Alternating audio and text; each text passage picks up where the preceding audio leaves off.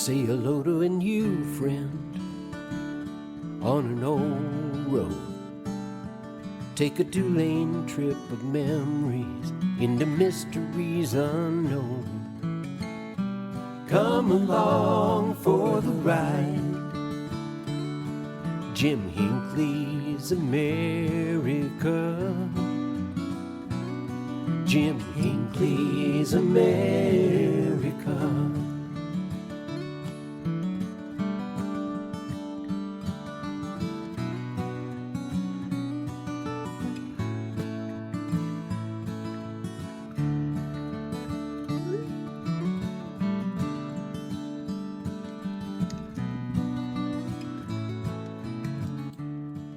Hey, good morning, my friends. Got some exciting things to talk about today. Hey, we will be streaming live on streaming the program now on Dynamic Living Radio. That's a new arrangement we've made to expand our reach and scope of Coffee with Jim. You can find it on Apple, Spotify, and other podcast platforms. That's just one of the exciting things we've got going on. We are going to try to get a hold of Laura out at Mojave Desert Heritage and Cultural Association this morning out in Goffs, California. It's going to be kind of interesting. Even with Route 66 fans, Goffs kind of gets short shift overlooked. And it's got quite a story, quite a history. And it's still, even though it kind of qualifies as a ghost town, it's got a dynamic vibrancy to it. There's some things happening there that, are pretty exciting. To the best of my knowledge, Goffs, California was the first community on Route 66 to be bypassed with realignment. That was sometime around 1930, if I remember right. And perhaps Laura can help us on that. Let's see if we can find Laura this morning.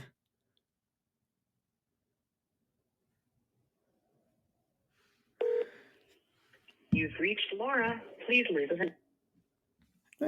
Let's try that again. Anyway, we will get this going. And so we've got, we're going to be talking about Goffs. They've got an event. I won't spoil the surprise. Wait till Laura can join us. There she is. Good morning, Miss Laura. How are you? Right. How are things out there in the Great Mojave Desert today? Oh, it's a beautiful day in the desert as always. You know, this is the time of year to be out there exploring and doing things. And, well, Goffs is a great place to be learning about the desert out there. Everybody needs to come out now. I think October actually is the best month, but so far November has not disappointed. No, you know, it's been, even here in Kingman, it's been, I'm not complaining, but it's been unseasonably warm. I'm still growing watermelons and tomatoes and pepper. Yep. So I'm not complaining at all. Thank you so much for taking time for your schedule, getting up early this morning. Well, you know, the time change, you guys don't have daylight savings time. No, we don't. Well, we do. So it's 6 a.m. for me, not 7. Oh, I'm sorry, Miss Laura. Well, I definitely owe you a cup of coffee on that one. Well, speaking of, I take you literally, so I am having a cup of coffee with you right now. Well, that's what I'm doing too. Yeah. Hey, good. You know, you've got, not to jump the gun here a little bit, but I am so excited. You've got an event coming up in about a week that this is really something. It's very different because this is our kickoff event to celebrate the 100th anniversary of Route 66. So we noticed that a lot of places have car shows. We're not going to do that. We're not really set up for that. We don't have a lot of traffic that comes through here. Even though we have a lot of acres, we have 80 acres on the property. And we want to do something different. And really what our emphasis here, because we're a cultural and heritage association, and we do specialize in the history and culture of the East Mojave Desert. And one of the things that we really can offer that a lot of places cannot offer is camping space. So, and we happen to have a camelot here, and we have a lot of people with camels. And it just so happens there's some history that has to do with Route 66 and camels. And it just so happens that for this anniversary kickoff event, we really want to tie in the history of camels in the desert, which happens to be a lot of history with camels in the desert, believe it or not, and parts of the history of Route 66. Because back in 1857, Lieutenant Edward Beale, he was a naval officer, although Navy, but he was in the service of the U.S. Army Corps of Topographical Engineers. He was ordered by the War Department to survey over the 35th parallel to build a government-funded wagon road. Now, his secondary orders were to test the feasibility of the use of camels as pack animals in this harsh southwestern desert. So camels helped create some of what became Route 66. So what we want to do, since we have a corral for camels, the camelot, we want to invite people to come and meet some camels at Goffs Schoolhouse and help celebrate the wagon road west in 1857 that became, some of it became part of Route 66. And the original alignment before it became Route 66 actually is part of our service entrance here at Goffs. So when you drive in or walk into our service entrance, which is our very first entrance here at Goffs, that actually is the original road when it was a state road right into our property. And you can see in parts of our property, the broken up roadway. You can still see it. It's not the actual road that says 66. It's on our property as you drive into our service entrance. So it's really neat to be able to see that broken up original road. You have to know where to look, and we can show people when they come here. So you can come here, you can learn why camels were the superior pack animals to horses. You can learn about the history of Lieutenant Beale and his trek through the East Mojave Desert. And you can enjoy an evening and barbecue under the stars and a fireside chat. Lieutenant Beale is actually going to be here. And you can meet him and you can meet new friends. You can learn about the camels and not only just about Route 66, but about camels themselves. We're going to have demonstrations. People are going to bring their camels out. You're going to learn how camels were tied together with bells. We actually have original bells that were used a long time ago and why they were used. All kinds of how camels eat, about their physiology. It's just going to be a real fun time. So the idea is that people can come in starting Monday, November 10th. That's when the camels will arrive. So some people will come in early, set up their tents and their camp. You don't have to come in on the 10th if you don't want to camp. You can come in. The main date will be Tuesday, November 11th. And we're going to start off with just a continental breakfast. It'll be outside. So if it does get cold by any chance, make sure you bring, jackets and hats or gloves or whatever. And then you meet the camels. We'll have a little continental breakfast, like I said, in our Flywheel Cafe. And then the day will kick off with all kinds of fun stuff. We'll do walkabouts with the camels. We'll have photo opportunities. We have an camel exhibit in our exhibit hall. And we have the Mojave phone booth on our property. So there'll be interesting photo ops with camels at the phone booth. And we'll have a lot of demonstrations. Lunch will be on your own, so pack your own lunch. And then, we'll do demonstrations after lunch. And we'll walk the camels down to Route 66 for more photo ops and then learn some more about Route 66 and camels and the history. And then we'll go back to the camelot, watch how they put the camels to bed for the night. And then we'll provide dinner. In our Flywheel Cafe, we'll have a really, really nice barbecue dinner. We have some of the clampers. You might be familiar with the clampers, the men's organization. They go around and do all those wonderful historic monuments all around the desert.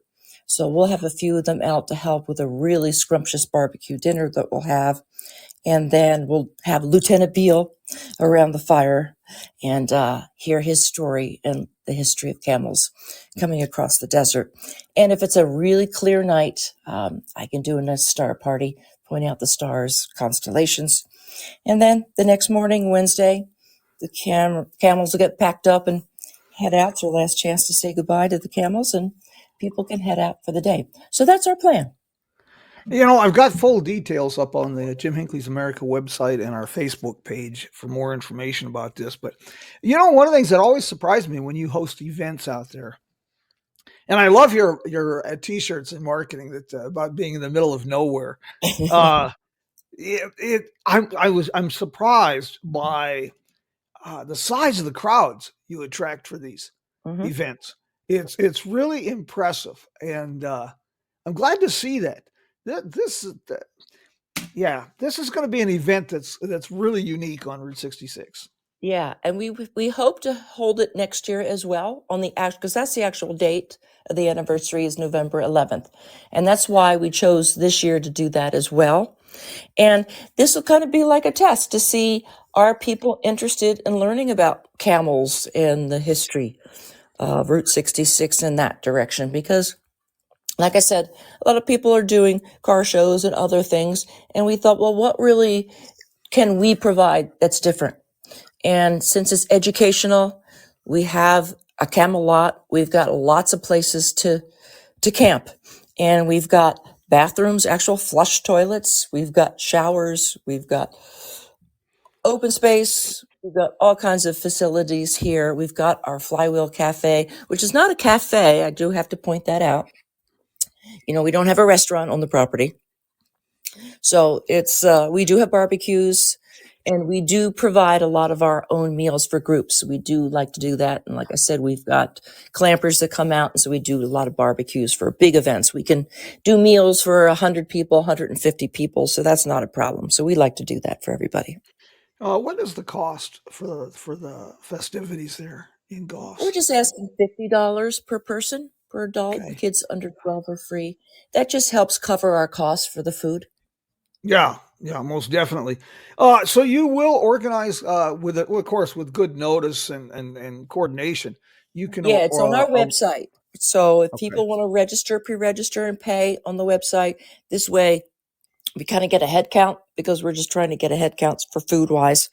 And so our website, it's kind of easy, but Mojave is spelled differently than you guys spell it over there in Arizona. We spell it with a J instead of an H. So it's the mojaveroad.org. So it's the THE, Mojave, MOJAVE, road, ROAD.org.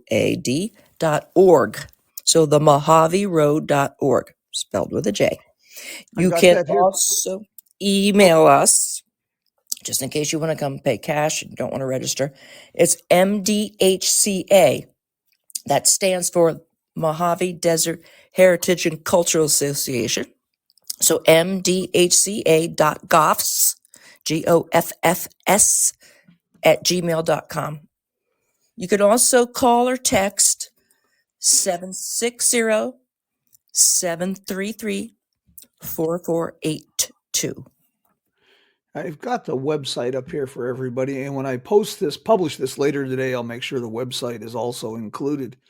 Goffs, I mentioned just before when we were first starting here that Goffs has a distinction, to the best of my knowledge, to be the first community affected by a Route 66 bypass back around 1930.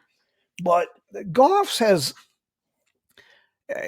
really an incredible history with the Arrowhead Highway, the National Old Trails Road, Route 66, the railroad, the Mojave Road. There's just so much history. World War II, so much history. Yeah. And it's such a little spot. I know, we get overlooked, like you said, because we were bypassed, and people just stay on the 40. And it's a shame, because the exit too on the 40 says Goffs Road. You really have to kind of know and look to see the other little sign that says Historic Route 66. And what we'd love to have too is a sign that says historic Goffs Schoolhouse. That's hard to do because in order to get like a historic sign like that, you have to have something like 40,000 visitors at your spot. So I'm hoping maybe some private, maybe the Fenner gas station down there would allow us to put a sign when people get off the highway to get gas or food, maybe would allow us to put a sign that says historic Goff Schoolhouse, 10 miles with an arrow. Just something that let people say, well, let's just continue down this Goffs Road here 10 more miles and go check out the schoolhouse.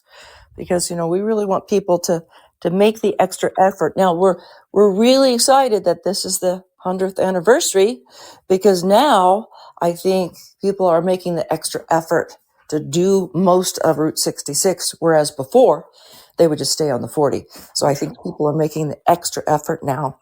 And today, right after I get off the phone with you, the podcast with you, we do have a German group coming through, because now we're getting a lot of attention through the Inland Empire Route 66 Centennial Marketing Committee, that they're bringing in tour organizations that are planning for next year when they bring their tour buses through. So a lot of us, like Needles and Goffs and Amboy, etc., are all getting these tours coming through because they're planning for next year. So right off when I finish with you guys, I'll be having a tour group from Germany. So I'm really looking forward that's really going to put us on the map for this centennial. One of the key things, I wonder if the Historic California Route 66 Association would help with a sign. And another thought would be partnering kind of with Amboy and Needles. I know Needles is getting aggressive about promoting themselves as a destination. Yes. And I have a little bit of a surprise for you. Yeah. I think you're going to like. I've got a project I'm working with Laughlin Tourism. Oh. And they've asked me to create some little short day trips out of Laughlin, things people can see and do. Oh. And there's this little place in the desert that hosts things like camel events that I'm going to be that I'll be adding to that list. Oh, that's great. Yeah, because it is a day trip out here. I mean, other places might think it's a distance, but not out here. No, not at all. Not at all. This is really exciting, though. Dennis Casper, who kind of, he was the catalyst for all of what we're doing and what you're doing there in Goffs. Yes, and absolutely. You're carrying on that with your infectious enthusiasm. You were the perfect person to carry on his legacy. Yeah, but, I think he's smiling down right now, knowing that the legacy with the camels and just the history. Yeah. And we're trying to do it in a creative and real fun and unique way, and making history, alive. I mean, what's better than real camels to tell the history? My first association with Dennis was I was doing some research and work on the Mojave Road. And of course, he was very, very passionate about the Mojave Road. Probably wrote the best, most detailed guidebook with the history of the Mojave Road. Oh, yeah. It still is. You don't find any better book on the Mojave Road than our Mojave Road Guide. Still our #1 bestseller. That's a great thing to add. The Mojave Road, by the way, is started out as a Native American trade route, but of course it was before the railroad, it was the primary Mojave Desert crossing, for those who aren't familiar with this, and it has become just a revered four-wheeler outing. And if you're going to do the Mojave Road, why not plan a camping trip to Goffs at the same time? Oh, we're the perfect spot. People can come here and camp, and then we're the jumping off spot for the Mojave Road. You pick up your guide, and if you have any questions, we're the spot to be before you head out. And even if you want to do a section at a time, because the whole thing, takes quite a lot of planning. It takes several days maybe 3 days to do it. And then here you can even have other people who've done it before can do it with you. We've got a lot of members who have experience doing the Mojave Road, and they would just love to take other people out for the first time who've never done it before. And we love to organize things like that. We've done it before. We have members like John Marnell, who I've called to say, hey, I got a call from somebody from New York, and they're just dying to do the Mojave Road, but they don't want to do it by themselves. And we certainly don't encourage anybody to do it by themselves. If you get stuck, you should always do it with other people, especially with someone with experience. So we love to organize trips. If people want to do it for the first time, we certainly can arrange very experienced guides, and people would love to do that. So we're very willing to organize trips with guided tours. Goffs, the schoolhouse is not, it's probably one of the most surprising museums that you'll find. And like I said, I go back again, how your promotion that you are in the middle of nowhere. I love that. And it's quite fitting. But Yes. it's such an amazing museum, so well done in the middle of nowhere. Mm-hmm. But the schoolhouse is only part of this. You've got the stamp mill and so many other outdoor exhibits as well. Oh, these stamp mills, I give kudos to our millman team. Nancy Fight heads that up. She's our mill lady. She's also our camel lady, believe it or not. She's the one that spearheaded this whole camel thing. And she'll be here for the event, and she can talk about the stamp mills. She's the one that runs that program. We have a millman program that we train, and we're looking for new people. We have 2 millmen that most likely this year or next year or the last years they'll be coming here, and we need new people to be trained. We just trained 3 people that just got their diplomas. We do train them, and they do go through the program, and it's not easy. It is dangerous work, but it's very fulfilling, and we want to keep that program going because we have 3. We've got the gyratory crusher. We've got the 2 stamp Stotts mill that we rescued off of the Tabletop Mountain right here in the preserve. And then we've got the 10 stamp. And so to keep that, again, living history. And people love the demonstrations, which we try to do. We have to keep the mills going. I mean, they're old. The wood's aging. So we have to do a lot of maintenance on these. And we try to keep them demonstrated every chance we get because people love to watch them work. So it's a very active program that we need to keep going. Well, it's like I say, you do such work out there. It's and it's your infectious enthusiasm. You and your team. It's evident that you really enjoy what you're doing. You're so passionate about preserving this history and bringing it to life for people. The stamp mills, the camels, the events that you create out there in the desert. Mm-hmm. But I want to point out one other thing, that even though it's not out on the property and it's not something we can demonstrate, and that's our archive. We've got the largest private archive, the history of the East Mojave Desert. And I think that's when we open up it's in the building that looks like the replica of the old train depot.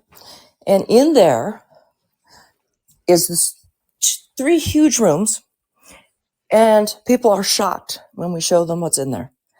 We've got drawers and drawers and drawers of historic photographs, of oral histories, recordings of voices of people that lived out here in the desert and their stories. We've got all kinds of information. We've got all the patents of all the homesteads. We've got researchers coming in here. We have an archaeologist that's been living on the property for a while, and he just finished an article. It was published in Desert Survivors magazine that just came out, and it's in a land of golden poppies, and it's a field study of the early 20th century African American homesteading in the Mojave. I mean, amazing work. He could not have done it without our archives, and so it's just stunning what we have here. And so a lot of people have no idea what we have in our archives. And we have researchers. We just got contacted by 2 PhD students that are coming out because they know that we have the O.A. Russell photograph and color transparency collection here. And they are working on something very specific. So it's unbelievable what we have here and the little nuggets that people find when they're researching things. I knew a little about the archives, and like I say, Dennis was so crucial. A lot of this stuff almost was thrown out and vanished, but Yeah. he managed to salvage this. I'm trying to think. There was a fella who passed away a couple years ago, and I was always curious what happened to his collection. Who was it? Trying to think of his name. Mike Boltinghouse. Haunting House. I'd have to look that up. There's so many different collections. I know one of the largest is the Harold and Lucille Waite collection. They lived in 29 Palms, and they had a house full of everything. They collected rocks. They edited Desert Magazine. Ah, okay. Yes. So we got everything. They left everything to Dennis and to this organization.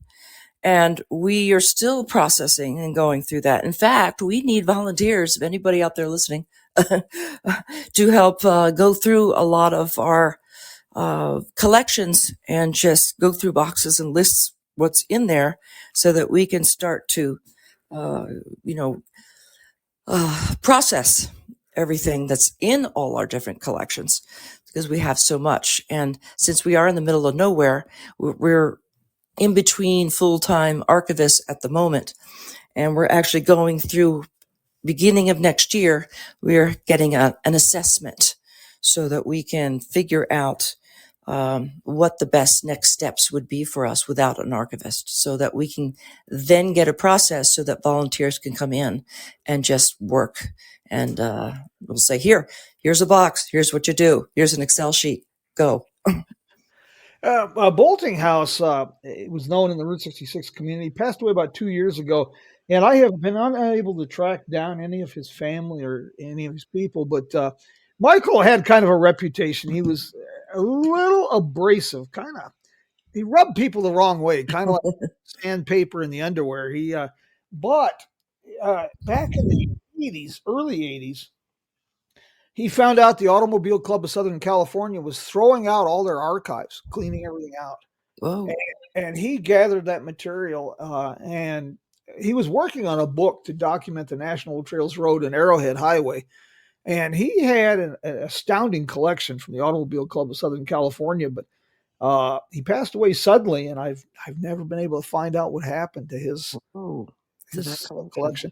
Unfortunately, and so grateful for your association, I've seen so many of these collections get tossed. Yeah. When a place goes out of business, when someone passes, Right. so much of this is lost. And your preservation of this is amazing. You mentioned you had some transparency, some slides. Oh, yeah. Yeah, we got the O.A. Russell Color Transparency Collection. We've got a lot. We've got a lot of things. You just unleashed my imagination. That's just I got to rein that in a tad bit. Well, next time you come out, I will show you, and you'll be amazed. I've got some ideas circulating in my head. The desert country is and the African American. Aside from Murray's Dude Ranch over by Apple Valley, I've got to tell you, I'm really ignorant about the African American history in the Mojave Desert. And you'd be shocked. You'd be shocked. And it's a story not told. And it's there. It's right there. Another part of the story that's just starting to be talked about, one of the good things about the Route 66 Centennial and the increasing focus, we have a tendency to see Route 66 in the context of neon and tail fins. Right. And we're going deeper. And you mentioned Lieutenant Beale. I don't know how he falls through the cracks of history, but you talk about a story. That man lived a life. Yes. But the Native Americans in the Mojave Desert too. That story's not told often enough. I know. And our rendezvous that just ended, we had it over Columbus Day weekend. We had a speaker. One of our speakers came in. He came all the way from Hawaii, believe it or not, to speak. And he talked about the Mojave Road and the shell trade with the Native Americans. He went way back and talking about how shells were found in different locations and how they were used as trading. And then he kind of went back through the history, and then talking about the Garces and Jedediah Smith. So he kind of really talked about that whole history. It was a fascinating talk, and I'd love to have him come back and give that talk again, or maybe Yes. in another context, and get that information out maybe through you and your podcast next time Yes. he's coming out and giving that talk, because I think that your listeners would love to hear that talk. Yeah, the trade route that became the Beale Wagon Road and the Mojave Road, that's a story in itself. And I just was talking to a fellow. We've got a turquoise mine here outside of Kingman. The Smithsonian did some work up there decades ago, and there's evidence of about 1,500 years of mining turquoise. But what really intrigued me, I think it's, if I got this wrong, please correct me, but spectrographic analysis where you can tell where minerals come from, the Yeah. signature like a Yes. thumbprint. Turquoise from this mine here in the Surbet Mountains has been found in Central America and as far east as Gran Quivira in New Mexico and Pecos. Yeah. And the shell trade was very big with the Zuni people and the Hopi, the Wallapai. And that's a chapter that just has not been told. Yeah. Yeah. He said some of these shells that they were trading along the Mojave Road were found out in New Mexico. He pointed out all these different areas that these shells were found, like you said, and it just tells a story that we barely delved into. Well, this is one of the things that makes Route 66. Route 66 is not our most scenic or historic highway in the traditional context, but it's one of the things that makes it unique is the layers and layers of history, especially here in the West and the Southwest. And the camels are there again. As a little bit of trivia for folks listening, the Secretary of War who authorized that camel expedition, he made a career move around 1860. He went on to become the president of the Confederate States of America, a fellow named Jefferson Davis. Yeah. I'm not sure how that career move worked out, if that was a good one for him, but that didn't work out so well.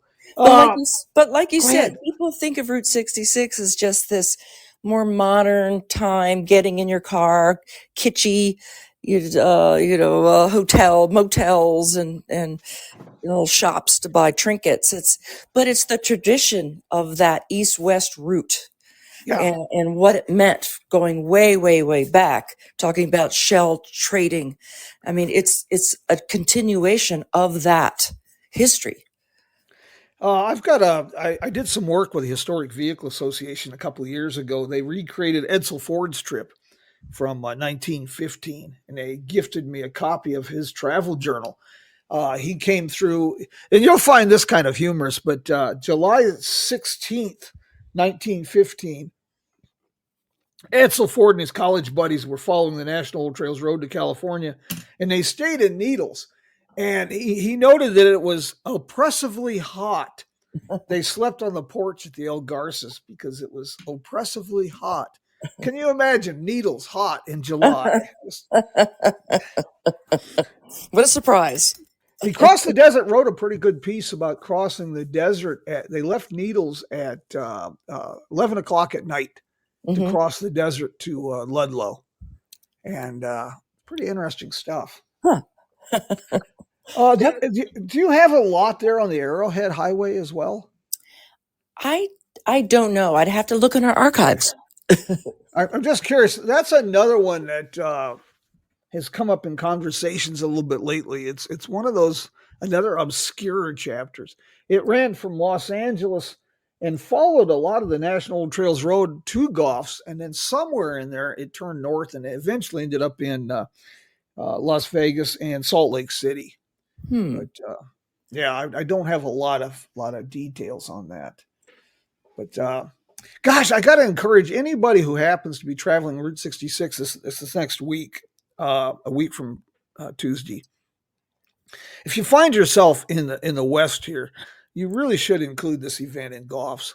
I think this would be something that'd be a lot of fun, and for families, this is such a great opportunity to get kids. People complain about kids and their phones, but part of that is because we don't expose them to things Exactly. that they can get involved with. Yeah. This is an opportunity. And be out here in the desert and the beautiful air and nice skies. And again, most likely it will be clear. I come from the planetarium world. Starting at 16, I worked in the Fells Planetarium at the Franklin Institute in Philadelphia, and I learned the night sky. And boy, I'll tell you, we got some beautiful skies out here. And now that we're going into the winter, those are the best constellations, they're the brightest. And so I know my way around the night sky. I get my little laser pointer out and I can point out the constellations. So it's an extra little perk that we can do out here in the desert. This is wonderful. And yeah, are you affiliated with Harvest Host? Yes, we are. We're Harvest Host and Hip Camp. Ah, okay. And now Harvest Host I'm familiar with. Hip Camp I'm not. It's basically the same thing. It's just a different company with different app. Ah, good. Okay. Yeah. Because I know you've got such a great facility for camping out there. And the winter, fall, winter, and spring, early spring, are absolutely perfect for desert exploration. And we have 30 amp and 50 amp hookups and water. So we can accommodate people that have RVs and trailers and need power and water. And we have a dump, so people come out here with their RVs and need to do a dump. We also have one on the property. So we really do accommodate a lot of campers with different, RVs. Even if they want to do overlanding,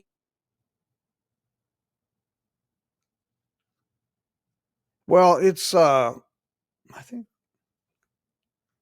might have lost a little bit of our connection, but the campground out there at Goffs is really it's it's basic, but like she said, she's got showers, bathrooms, water, everything you need, and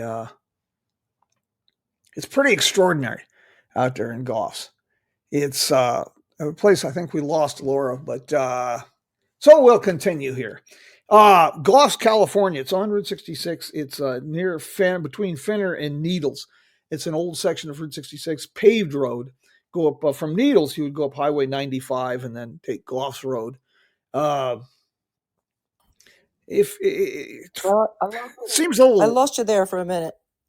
I saw that. We were just continuing here talking about Goffs Road coming up from 95 from either from Laughlin coming down or if you're coming from Needles, I-40, 95 up to the Goffs Road. And for train watchers, Goffs is a great place too. But it's an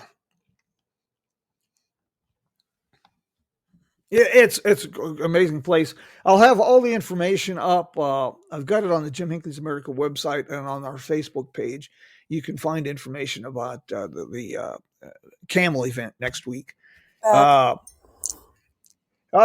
Laura, I guess we're going to have some issues, and I want to thank you before I lose you again. I'd better just say thank you, not just for taking time, getting up early to do this, but for your dedication to Dennis's legacy, and you're providing such a valuable service out there in the desert. It truly is appreciated. And Thank you so much, and we appreciate you and what you do. And I knew you were one of our keynote speakers, not this rendezvous, but the rendezvous before. Yeah. So we appreciate you taking your time to come out and kind of kick-starting this whole excitement of the centennial. So that's why I had you out, because I wanted you. I knew you were going to be very busy next year. So I grabbed you while I could. You just holler if there's anything I can do. You holler.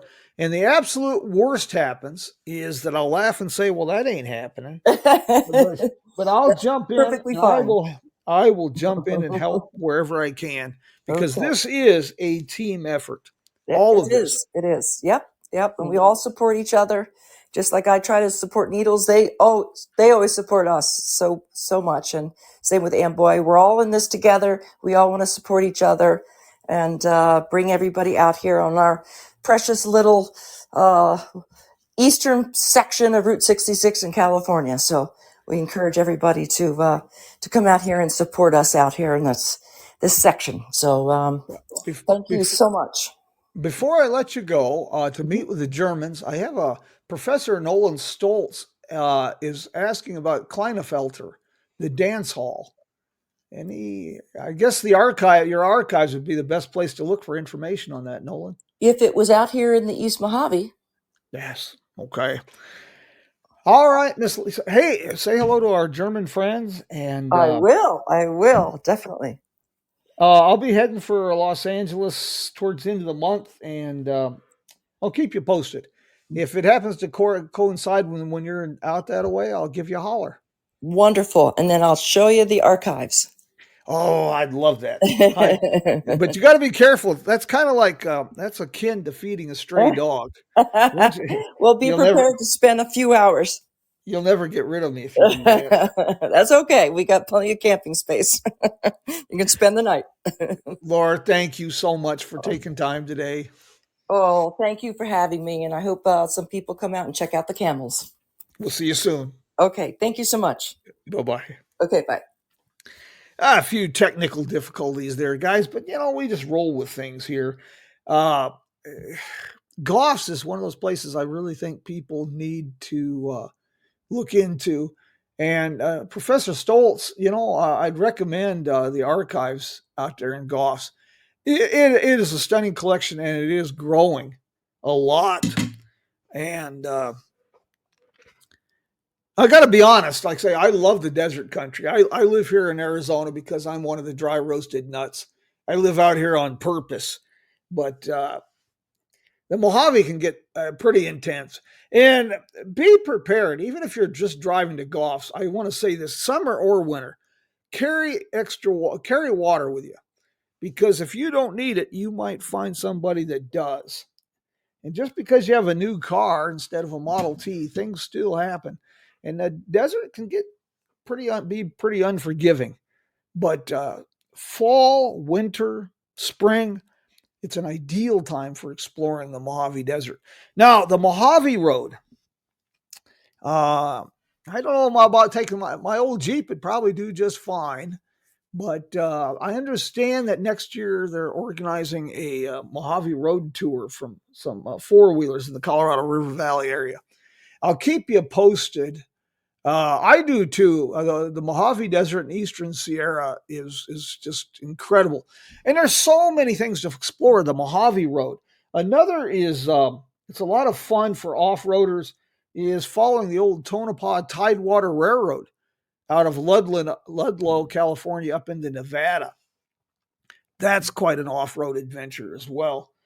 Surprisingly, the Mojave Road is not an extreme four-wheel drive adventure, but it is a four-wheel drive adventure, and you do want to travel with others because it's remote. To allow about 3 days.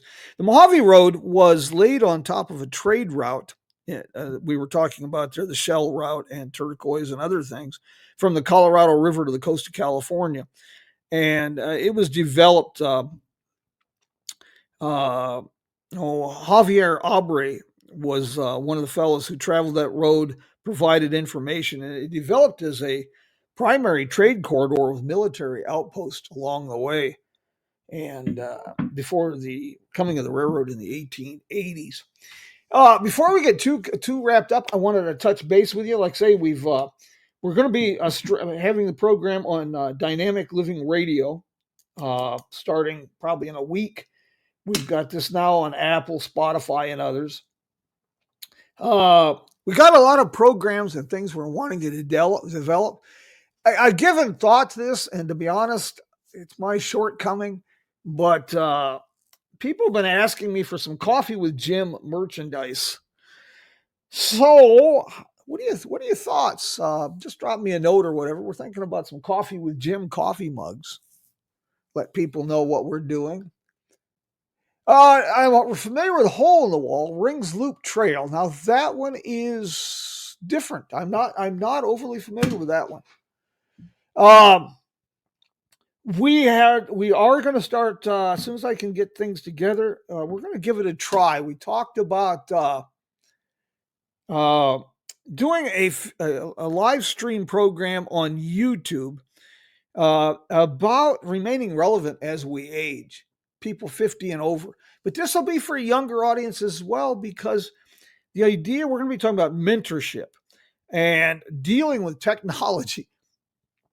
Folks, I got to tell you, if you look on our Patreon page, and by the way, I want to thank our supporters on Patreon, but I wrote yesterday about our efforts to update a decades-old computer system.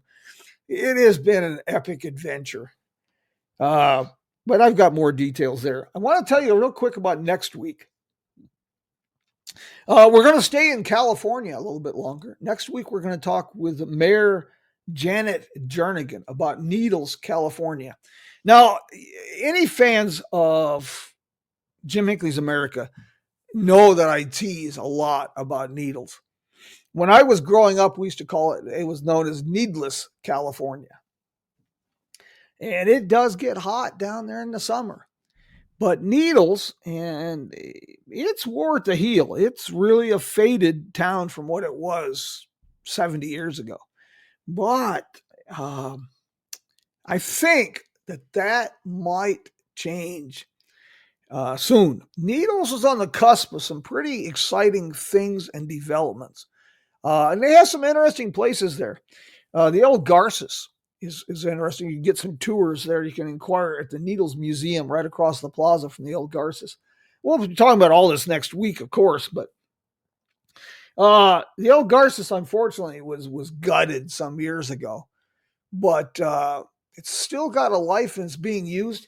One of the things I'm excited to talk with Mayor Jernigan about next week is the Route 66 Info Fair. They're going to be hosting on February 14th, 2026. And that's going to be a lot of fun. Where the Info Fair, I should be there, and we'll have our new book. But I'm soliciting materials from businesses and communities. Anybody listening that wants to have their materials displayed and distributed, please send it to me. Drop me a note. We'll make arrangements, and I will get that handed out. And I'll be there in Needles doing what I do best, telling people where to go. ERP out in the desert's another one. I'll tell you, Just Jim, I got to tell you another one that really I enjoy and has a fascinating history is Daggett, California on Route 66. Daggett's quite a place. The old Stone Hotel. I found when I was doing some research for Ghost Towns of Route 66, I found some intriguing but not verified information that Wyatt Earp may have for a time ran the faro tables at the old Stone Hotel there in Daggett, California. I do know that he had a ranch nearby for a short period of time. Before we get too long-winded, I got to give a shout out to some great folks. I mentioned the supporters on Patreon. Thank you. You helped make you help so many different ways.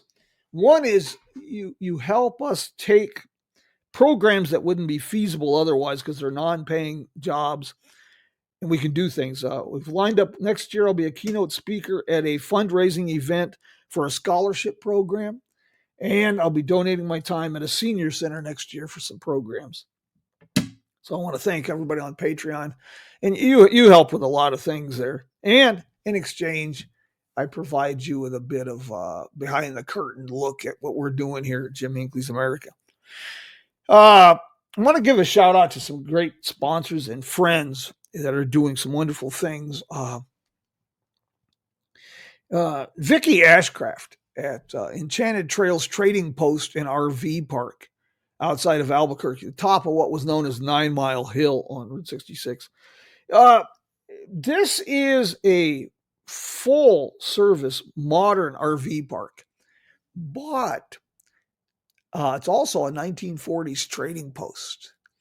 And you don't have to have an RV to enjoy this. She's got quite a display of vintage travel trailers with all the period correct furnishings and a small collection of Hudson automobiles on the property. The other thing about Enchanted Trails Trading Post is Vicky is kind of like us. She shares our passion for telling people where to go, and she's good at it.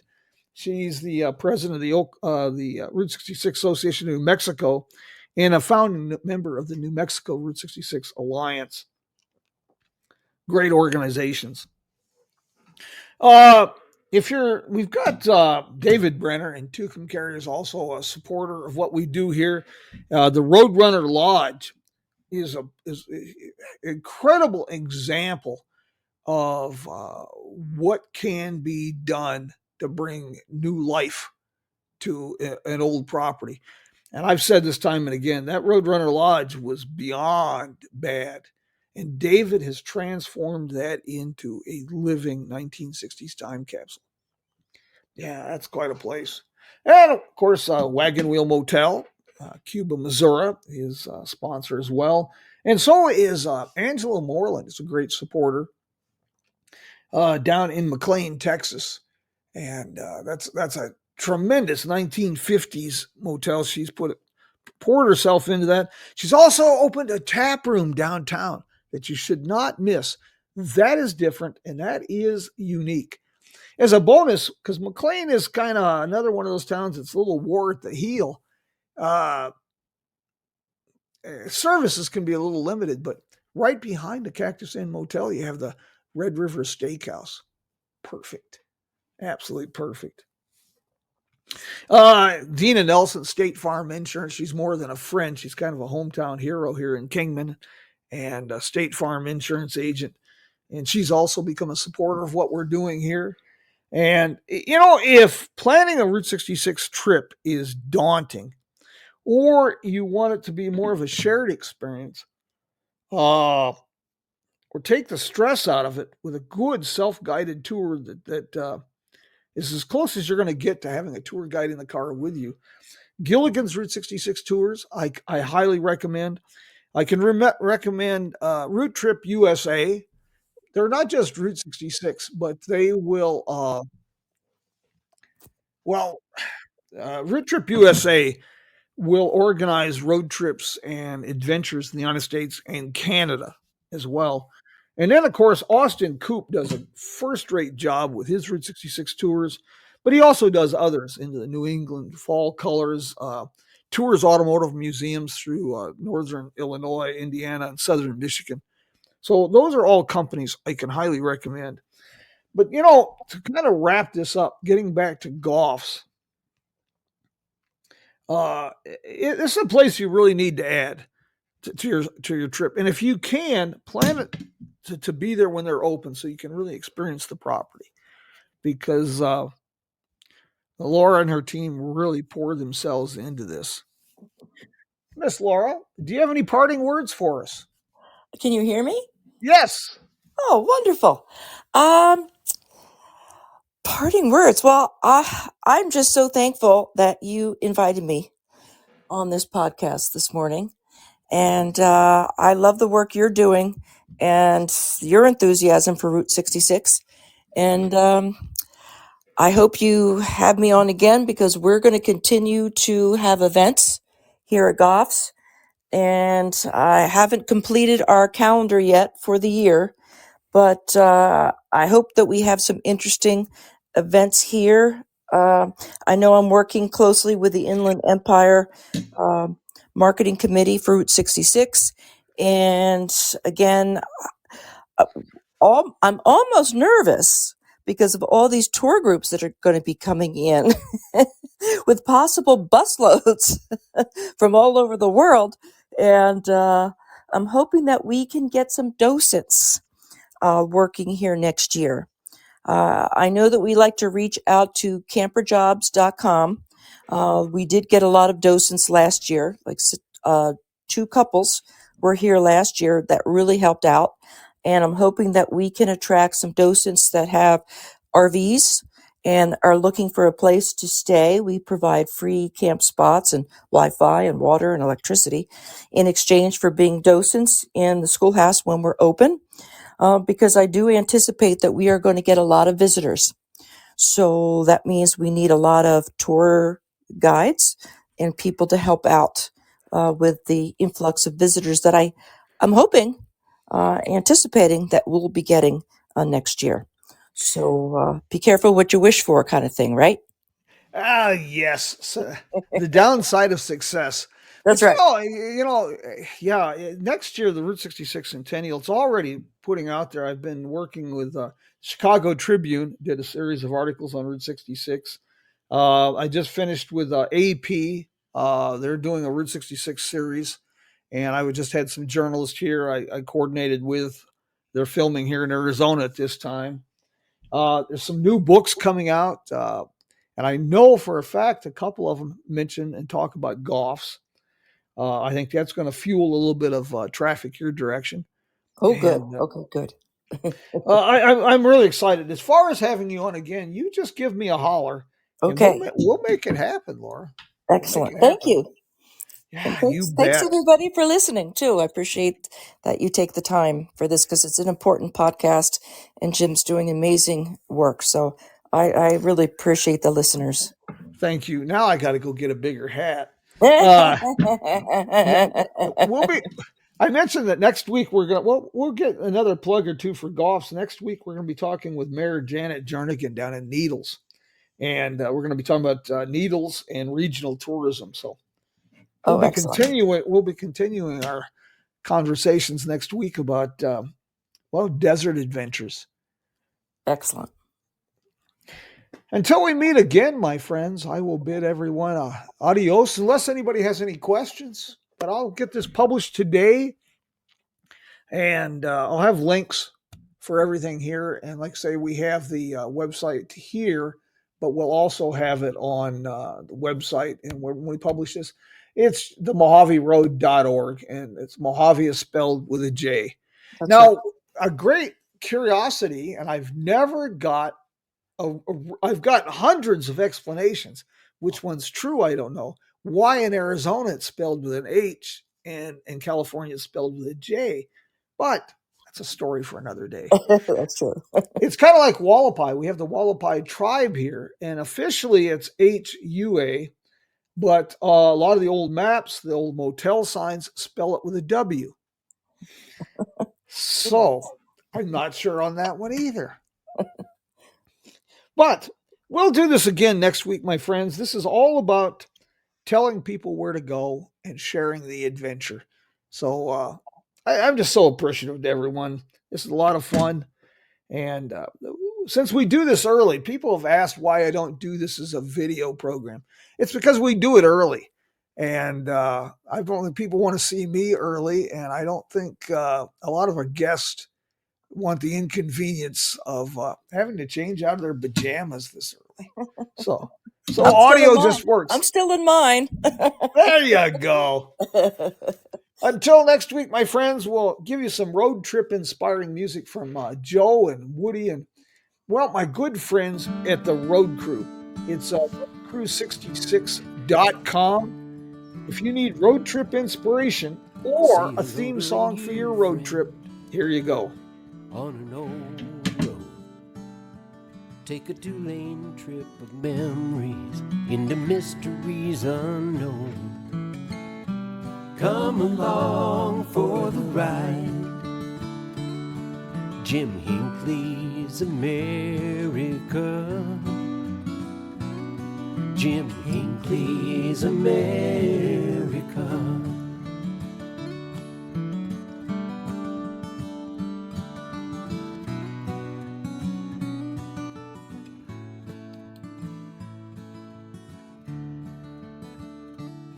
Thank you very, very much, Laura, for joining us. We'll see everybody next week, and thank you, Laura. Thank you.